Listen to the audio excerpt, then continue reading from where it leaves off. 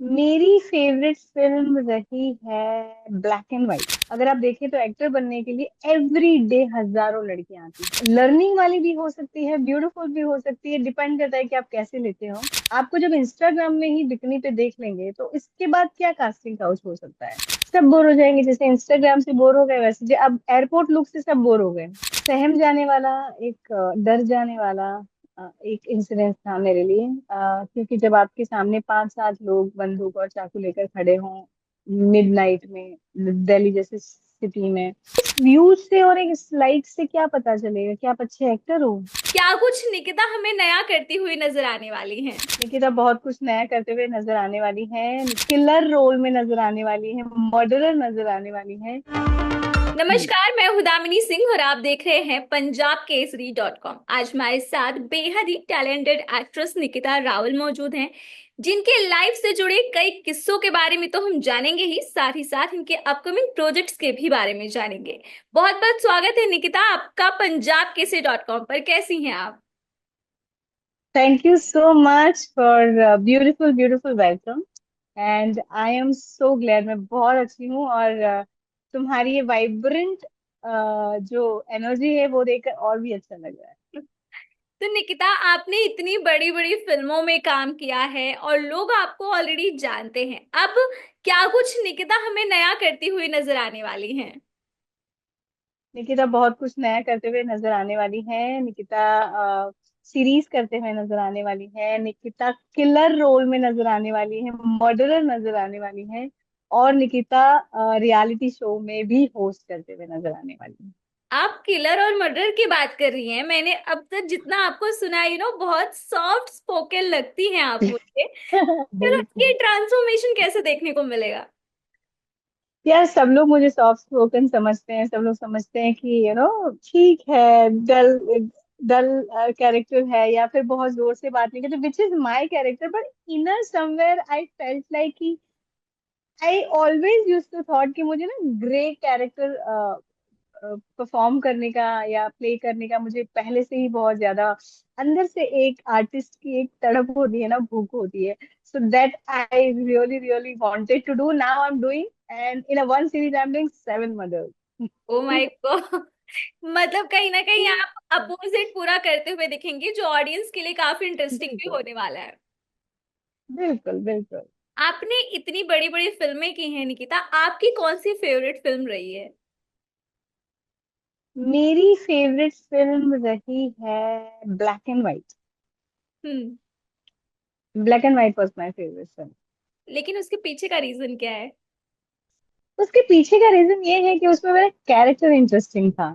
हम्म। उसमें उस कैरेक्टर में जो स्पाइस था, I mean like settle down भी था एंड देन अपग्रेड डाउन भी था, तो वो जो फ्लेवर मुझे प्ले करने के लिए मिले, that was so exciting for me.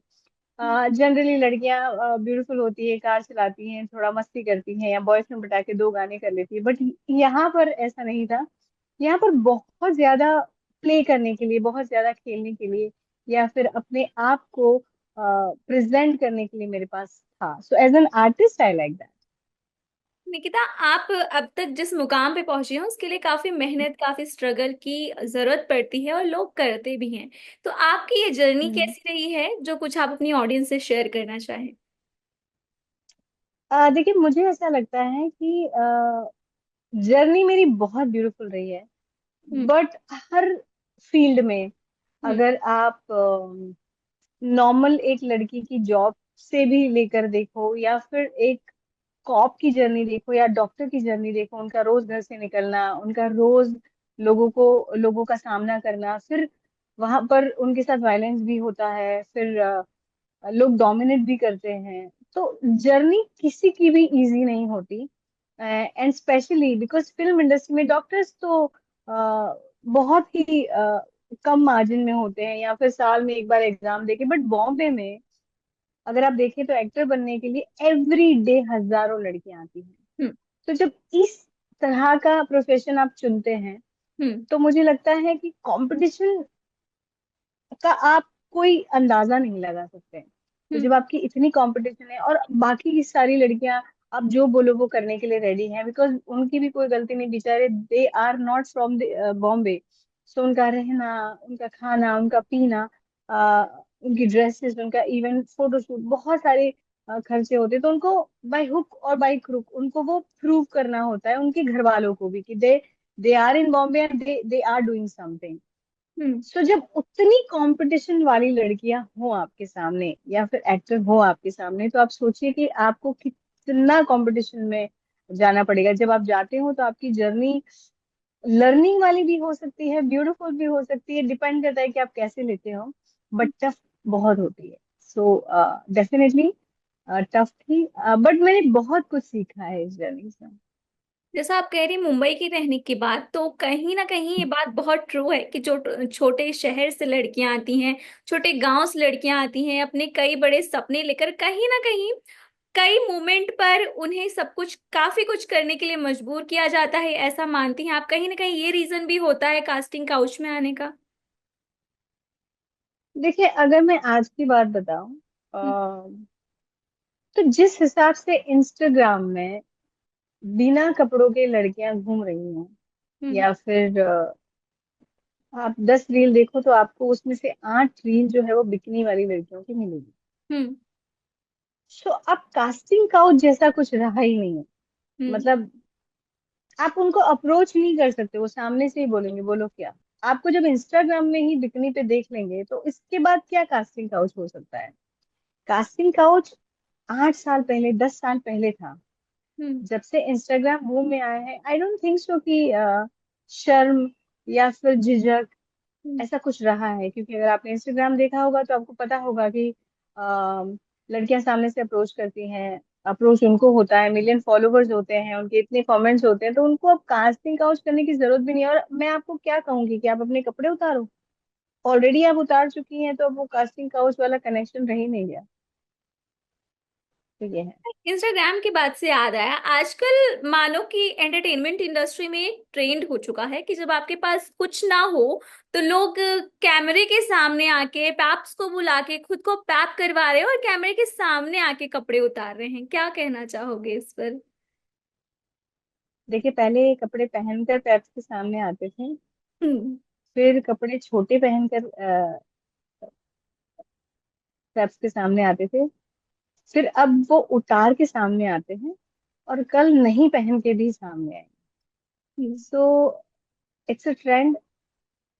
कुछ लोगों को लग रहा है, ये मेरे ख्याल से कुछ 10-20 लोग कर रहे हैं, हम्म। या 25 लोग कर रहे हैं, 100 लोग कर रहे होंगे। बट ये बहुत दिनों तक नहीं चलेगा। मुझे नहीं लगता कि आप कितनी दिन कपड़े निकालोगे या कितने दिन कपड़े पहनोगे कैमरा के सामने या उतारोगे। 1 महीना, 2 महीना, 4 महीना, 6 महीना, सब बोर हो जाएंगे। जैसे इंस्टाग्राम से बोर हो गए, वैसे अब एयरपोर्ट लुक से सब बोर हो गए कि हम्म। हाँ सबको पता है जा रहे जा रहे, तो that is now out of trend. Hmm. तो अब कैमरे के सामने कपड़े उतार के आ रहे हैं, फिर वो भी आउट ऑफ ट्रेंड हो जाएगा। तो ये तो एक सफर है जो चल पड़ा है। अब जब जैसे ही सारे कपड़े उतार के सब लोगों का हो जाएगा, वैसे ही सब कपड़े पहन लेंगे एक दिन। ऐसा मुझे लगता है, आई डोंट नो क्या होने वाला है, बट ऐसा मुझे लगता है। ओके। निकिता, कितना टाइम हो गया आपको इंडस्ट्री में आकर, और जो आपकी जर्नी रही है उसमें सबसे बेस्ट मेमोरी किसके साथ आपकी रही है एक्टिंग फील्ड में? मुझे इंडस्ट्री में आकर 10-12 साल हो गए हैं, हम्म। और बहुत ब्यूटीफुल जर्नी रही है मेरी। हम्म। एक्टर्स, जितने भी एक्टर्स के साथ मैंने काम किया है, वो सारे एक्टर्स जो हैं वो इंस्टीट्यूट है, सो उससे मुझे इतना सीखने के लिए मिला है। और मुझे नहीं लगता है कि इतना सारा इजीली आप एक इंस्टीट्यूट में जाके पढ़ सकते हो, बिकॉज आपको बहुत साल निकालने होते हैं। बट हम्म। यहाँ पर ऐसे एक्टर्स के साथ मूवी मिलना जो अपने आप में, जैसे कि अक्षय कुमार है, जॉन अब्राहम है, अनिल कपूर है, शेफाली जी हैं, तो हम्म। ये सारे अपने आप में इंस्टीट्यूट है। Hmm. So these are my favourite things to do. I have been so lucky कि मुझे इनके साथ काम करने का मौका मिला है। सीखी हूँ मैं बहुत कुछ, और हम्म। मुझे लगता है कि इससे बेस्ट कुछ हो नहीं सकता था मेरी लाइफ में।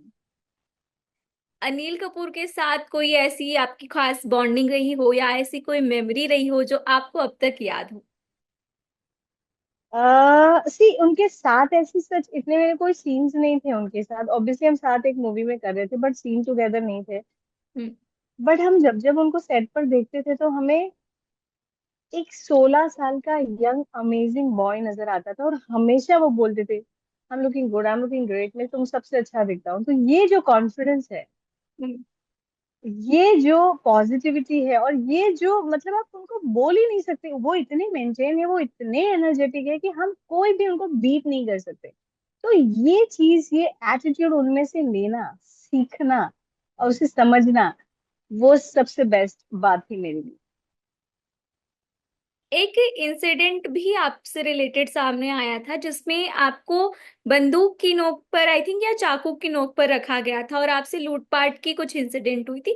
क्या हुआ था, कैसे हुआ था, आप इस सिचुएशन में किस तरह से फंस गई थी? एक्चुअली मैं दिल्ली में एक इवेंट करने के लिए गई थी। हम्म। सो वेडिंग इवेंट था। सो वेडिंग इवेंट में जनरली आप जब अपीयरेंस करने जाते हो, हम्म। तो वेस्टर्न नहीं पहन सकते आपको। उसी, आप जहाँ इवेंट कर रहे हो तो आप उसी तरह से आपको कपड़े पहनने होते हैं वैसे। So I was just wearing lehenga, lot of jewelleries, ये हम्म। सारी चीजें मैंने पहनी थी। और वहां से आते हुए कुछ लोगों ने लूटपाट करने की कोशिश की, बंदूक रखी और मेरी सारी ज्वेलरी और बाकी सारी चीजें भी उन्होंने ली। मैं सामने से आए आए स्टिल रिमेम्बर, जब जब याद आता है तो मुझे थोड़ा सा डर सा लग जाता है। आ, मैंने कहा था आपको जो लेना है आप ले लो, बस मुझे छोड़ दो। सो वो बहुत सहम जाने वाला, एक डर जाने वाला एक इंसिडेंस था मेरे लिए। क्योंकि जब आपके सामने 5-7 लोग बंदूक और चाकू लेकर खड़े हों मिडनाइट में, दिल्ली जैसे सिटी में, हम्म। जहाँ पर आप बहुत सिक्योर नहीं फील, वैसे ही हम सुनते हैं कि बहुत सिक्योर नहीं है, और जब ये एग्जैक्टली आपके साथ हो जाता है, हम्म। तो मुझे लगा था भाई गए। हम्म। मतलब अब निर्भया का कांड मेरे सामने आ चुका था, मेरी नजरों के सामने आ चुका था, मेरे दिमाग में आ चुका था, और मैंने सोचा कि नहीं बच पाऊंगी मैं इसमें से। तो बहुत सैड था, क्वाइट सैड सैड था। बहुत दिनों तक मैं उससे उभर नहीं पाई थी। यार इट वाज सो स्कैरी। उसके बाद दिल्ली कब आई आप? नहीं। हिम्मत ही नहीं नहीं, थी। हिम्मत ही नहीं हुई, क्योंकि हर बार मुझे लगता है हर बार आप लकी नहीं हो सकते ना। जी। हाँ, तो यस, नहीं आ पाई। निकिता, संजय सिंह के साथ आपके वीडियोस हमने इंस्टाग्राम पर देखे और साथ ही साथ ऐसी खबरें हैं कि आप उनके साथ फिल्म कर रही हैं। क्या ट्रू है, और कौन सी फिल्म में आप दोनों नजर आने वाले हैं? हम दोनों एक रियलिटी शो में साथ में काम कर रहे हैं। It's a big reality show जिसमें बहुत सारे और भी एक्टर हैं। हम्म। सनी लियोनी है, साहिल खान है, कनिषा मुखर्जी है, रानी कोहिनूर है, हम्म। संग्राम है, फैजू है। हम्म। सो इस रियलिटी शो में हम सबको होस्ट कर, मैं मेन में होस्ट मैं कर रही हूँ। एंड मैं इन सबको हैंडल कर रही हूँ, मीन टू से कि इनके गेम्स चेक कर रही हूँ, इनकी प्लस एंड माइनस चेक कर रही हूँ। सो एक बहुत अच्छा नया रियलिटी शो आ रहा है जो next month I think release हो जाएगा। So yes. क्योंकि एंटरटेनमेंट इंडस्ट्री अब काफी ज्यादा आगे बढ़ चुकी है, काफी कुछ बदलाव आ गए हैं, फिर चाहे वो कंटेंट हो, मूवी बनाने का तरीका हो।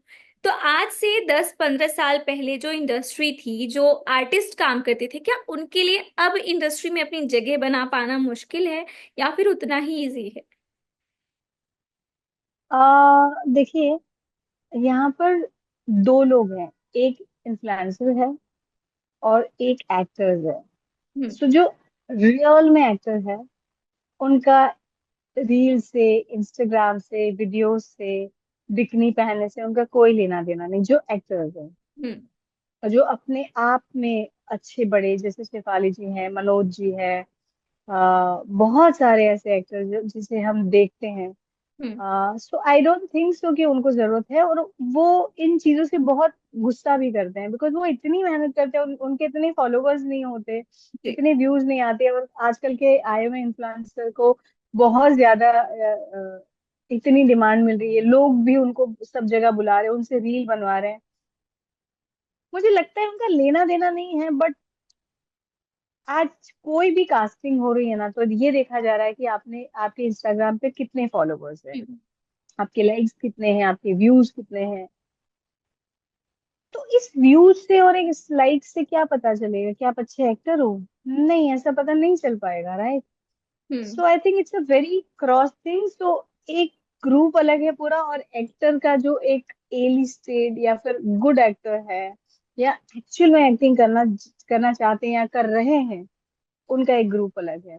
सो आई थिंक इन्फ्लुएंसर जो है वो, everything is temporary. Maybe actors are like they born actor, hmm. उनमें टैलेंट है, तो आई थिंक वो समझते हैं कि अगर मुझ में टैलेंट है तो रील बनाने की या इंस्टाग्राम पे मुझे शोकेस करने की कोई जरूरत नहीं। लेकिन सेम वे अगर उनको कोई कास्टिंग करता होता है तो लोग ये देखना चाहते हैं, casting production houses and directors and वो ये देखना चाहते हैं कि आप पब्लिक में कितने popular. So it's like too much गड़बड़ is going on inside. Hmm. Nikita, आगे आप क्राइम ही करते नजर आएंगी, मर्डर मिस्ट्री में नजर आएंगी, लेकिन बॉलीवुड के ऐसे कौन से एक्टर हैं जिनके साथ निकिता अपोजिट में काम करना चाहेंगी? करना चाहूंगी, विक्रम। हम्म। विक्रम विक्रम ऐसे ओके। बहुत अच्छे एक्टर हैं, बहुत अच्छे एक्टर हैं। उनकी एक्टिंग स्किल जो मुझे है वो बहुत पसंद है। हम्म। और यस, ऑब्वियसली शाहरुख खान। शाहरुख खान के साथ कोई रोमांटिक सीन डेफिनेटली क्रिएट करना चाहेंगी? 100%, 100%, क्योंकि मैं भी उतनी ही रोमांटिक हूँ जितने शाहरुख खान है, तो आई थॉट कि मैं बहुत अच्छा मैचअप कर पाऊंगी शाहरुख खान से। और किसी एक्ट्रेस के साथ काम करना हो, या फिर इंडस्ट्री की कौन सी एक्ट्रेस से आप इंस्पिरेशन लेती हैं? प्रियंका चोपड़ा। पहले मेरी बहुत ही ब्यूटीफुल और इंस्टीट्यूट और वन एंड ओनली एक्टर थी जिसके लिए मैं इस इंडस्ट्री में आई हूँ, वो है श्रीदेवी जी। सो इंस्पिरेशन तो मैं उनसे लेती हूँ, बट अगर उनके बाद कोई है तो प्रियंका। ओके। बहुत बहुत यस। धन्यवाद निकिता हमारे साथ जुड़ने के लिए। साथ ही साथ लास्टली आप अपने फैंस के लिए क्या मैसेज देना चाहोगे? मुझे लगता है कि बहुत कुछ वर्ल्ड में बदल रहा है, बहुत कुछ नया सीखने के लिए है। सो आई गेस मुझे लगता है कि अपनी जिंदगी जियो, बहुत अच्छे से जियो, भरपूर जियो, अपना ख्याल रखो, अपने आसपास वाले लोगों का ख्याल रखो। और अगर जो आपको अच्छा लगता है, फिर किसी की मत सुनो, वो काम करो, उस गोल को पाओ। मतलब वो किसी की मत सुनो, उसका मतलब ड्रग्स मर्डर नहीं है। जिस लाइक आप अपने गोल में, आप अपने काम में कामयाब हो। और मुझे प्यार करते रहो, मेरी सीरीज, मेरे वीडियोस, मेरे रियलिटी शोज देखते रहो, और बहुत सारा प्यार करते रहो। एंड साथ ही साथ मैं आपको बहुत थैंक यू कहना चाहूंगी। It was amazing discussion with you, and I am so glad कि आज हमारा ये डिस्कशन हुआ। Thank you so much Nikita. Same मैंने जैसे कहा कि मैं थैंक ना यू। इंटरव्यू से पहले भी मैंने आपके जितने पोस्ट वगैरह देखे, आप इतनी सॉफ्ट स्पोकन लग रही थी कि वो कि एक कॉन्वर्सेशन वो लंबा चल सकता है। Exactly, exactly, exactly. तो रियलिटी शो में भी मेरे साथ ऐसा हुआ, वो कह रहे थे कि अरे तुम्हें उनको डांटना है, परेशान करना है। मैंने कहा मेरा कैरेक्टर ही नहीं है, मैं कैसे परेशान करूं, बट थोड़ा मैंने कोशिश किया है डांटने चिल्लाने का। Thank you so much Nikita okay, तो जुड़ने के थैंक यू लिए। सो मच और फॉर उम्मीद है हैविंग मी। कि अपकमिंग प्रोजेक्ट्स अच्छे जाएं और फिर से हम ऐसे ही चिट चैट करें। Thank you darling, thank you so much, thank you.